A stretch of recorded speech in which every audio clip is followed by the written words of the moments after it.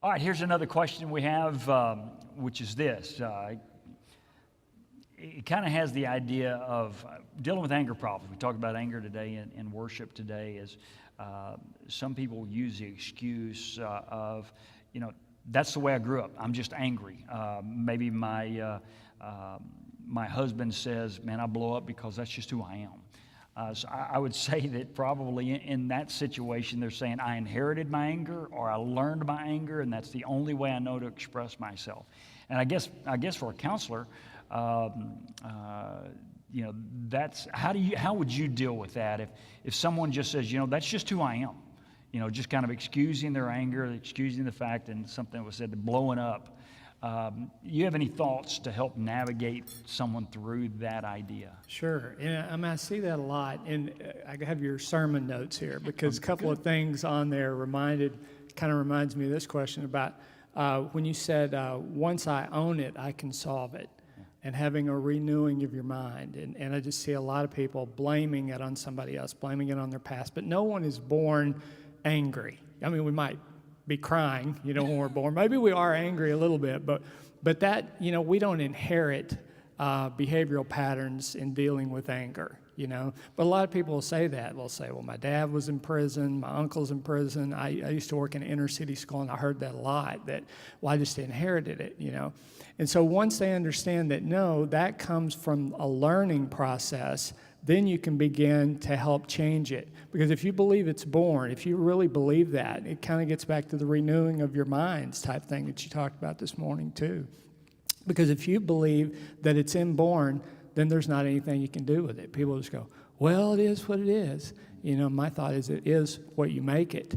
It kind of reminds me, you mentioned a couple of weeks ago a Southern gospel song by Journey. I have another one by the Eagles, and a song called Already Gone. And one of the lines in there was, so oftentimes it happens that we live our life in chains and we never even knew we had the key.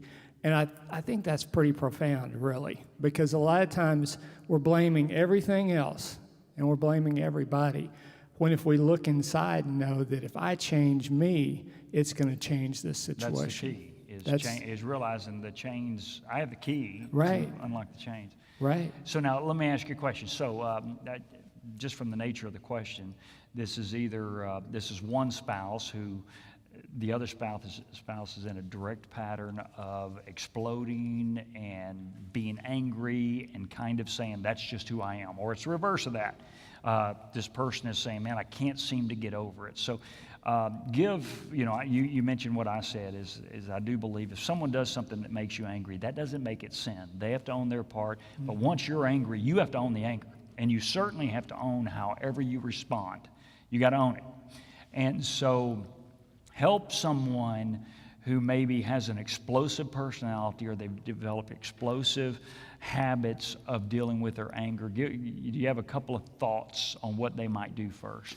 Sure. I think first, admit that you have a problem with this. Admit that, too, that you can solve it. There are things that you can do.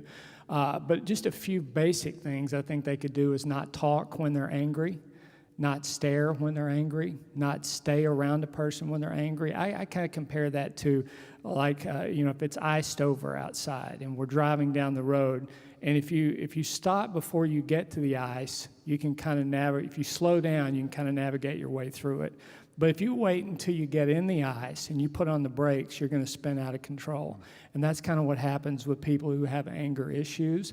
Now, I'm not talking about, we can have some people born where they have ADHD and they have some extreme trouble in controlling impulse, or if you're on the autism spectrum somewhere, if you have brain damage, if you have bipolar disorder. I'm not talking about those cases, because in those cases, you can still learn self-control, but there's some biological things going on. But for most of us, it's just that we might grow up in a home where when you want something, you blow up to get it, or you just kind of people who have a short fuse. And so for those people, they have to learn, deep breathing strategies. When we get real angry, if they feel that coming on, first thing that happens, we clench our fist. Our stress reaction, adrenaline's released in our system, kind of slows down digestion. doesn't send as much blood and oxygen to the front part of our brain, so therefore we can't think clearly. That's why when we get away for a little bit and we calm down, oxygen gets back up there. We're like, oh man, I shouldn't have done that, because we can think again. So those people have to just learn. It's things that we should all practice, but it's even more important for those people. I like what you said. Don't talk. If you're that person, Right. don't Well, talk. I'm like that too. There's no doubt. You're right. There's no doubt. If you have an explosive personality and you are in the midst of one, like I love your illustration of being on the ice, you're out of control. There's nothing you can do. The worst thing you can do is start talking. Right. Because it's just going to spin out of control. Do you have any thoughts on anger? Well, I totally agree with what you're saying, and I just think, from the recipient end of this, if you are receiving the anger, then it doesn't matter. You can't. It's just an excuse to blame it on your past. It may be more difficult for you to control your anger. You may not have had that example of how to control anger, but if you're the one receiving the anger, then you would definitely not want it to be continued. Right, and you don't want to be sarcastic, Right. and but people, like we've talked about with other situations, if you have an explosive, angry type personality, you're going to be attracted to somebody obviously that's really passive. You usually don't marry or be attracted to somebody who also blows up, because that's a challenge to you. So you're going to pick those people, and so they have a real difficult dynamic. Because a lot of people they don't want to rock the boat if you're kind of passive, so they'll just shut down. So they have to learn. The wife in that case might have to learn to be more assertive, and then she often feels guilty at first, thinking, "Well, I'm being aggressive," when really not. It just might be for the first time in her life she stood up for herself in the relationship, and the husband might need to back off a little bit. And then he feels like, well, I'm threatened to his manhood because he's not standing up for himself.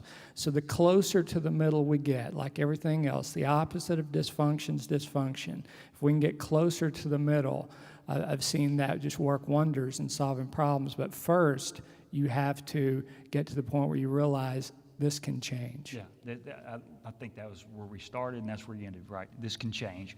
And so I guess if the person who is being attacked is the one who asked the question, the last statement James made was true. It can change, but the person has to be willing to change and own it.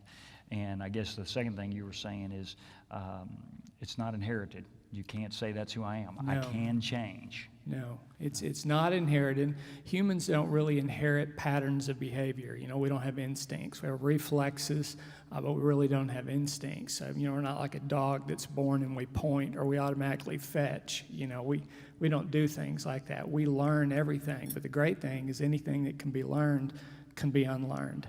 We don't have to continue to be that way. All right, hope that helps.